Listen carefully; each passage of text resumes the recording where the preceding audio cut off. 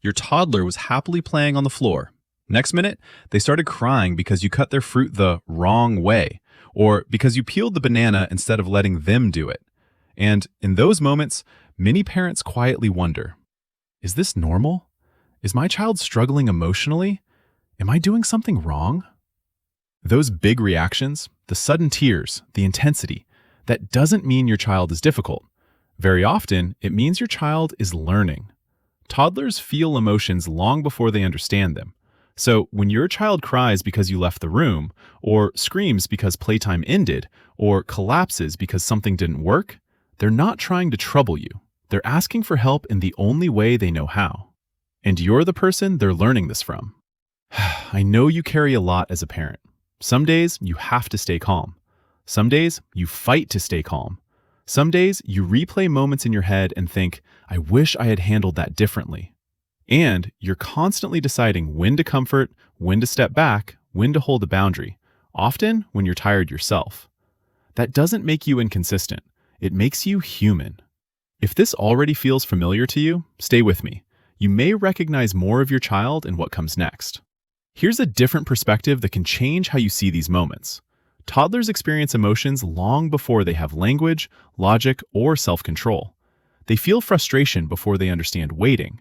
They feel anger before they understand limits. They feel fear before they understand reassurance. Emotional intelligence in toddlers does not look like a calm behavior. It looks like an emotional outburst. Their nervous system is still learning how the world works. When your toddler cries loudly, clings tightly, or reacts strongly to small changes, their brain is asking one quiet question again and again. Is it safe to feel this? And will someone help me through it? And the way you respond is already shaping that answer. When your toddler is frustrated, they show it. They cry when something doesn't work. They protest when you say no. They express joy with their whole body. This openness is not an emotional weakness. It's emotional honesty. Sometimes you'll notice small shifts. Instead of throwing something, they look at you. Instead of running away, they reach out. Instead of escalating, they pause, even briefly. Those pauses matter.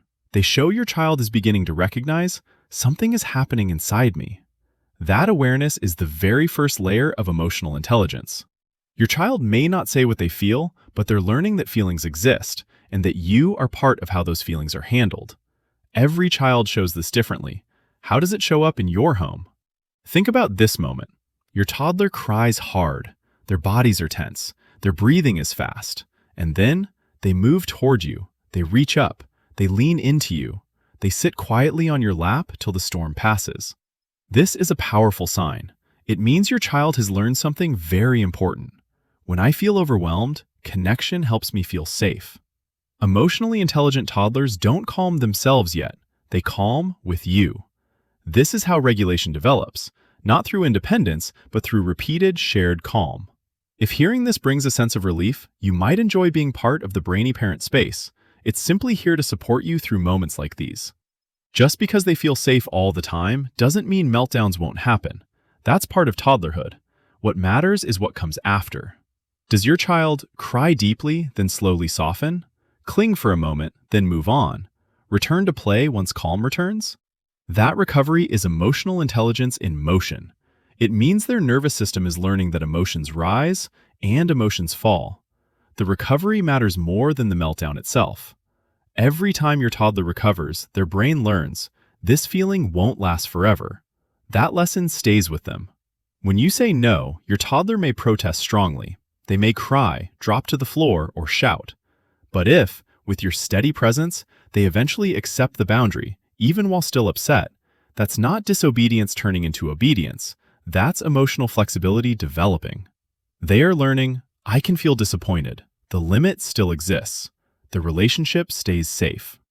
That balance is emotional intelligence taking shape, not obedience, adaptation. Sometimes it shows softly. Your toddler looks at another child who is crying. They offer a toy. They pat, hug, or simply watch with concern. Empathy at this age is not polished. It doesn't mean sharing on demand or apologizing on cue. It means noticing. That noticing is emotional intelligence beginning to extend beyond themselves. Struggling with limits, then adapting. When you say no, your toddler may protest strongly. They may cry, drop to the floor, or shout. But if, with your steady presence, they eventually accept the boundary, even while still upset, that's not disobedience turning into obedience. That's emotional flexibility developing. They are learning. I can feel disappointed. The limit still exists. The relationship stays safe. That balance is emotional intelligence taking shape, not obedience, adaptation. Quiet signs of empathy. Sometimes it shows softly. Your toddler looks at another child who is crying. They offer a toy. They pat, hug, or simply watch with concern. Empathy at this age is not polished. It doesn't mean sharing on demand or apologizing on cue. It means noticing. That noticing is emotional intelligence, beginning to extend beyond themselves. Seeking repair after hard moments. After you correct them, after you hold a boundary, after a moment of disconnection, does your toddler come back? Do they bring you a toy? Sit near you? Look for reassurance? That return is powerful. It tells you your child understands something deep. Even when things are hard, this relationship is safe. If this reminded you of your child, I'd love to hear your experience in the comments. Reinforcing you, the parent. If you're quietly thinking, yes, this sounds like my child, pause here for a moment. This is not happening by chance.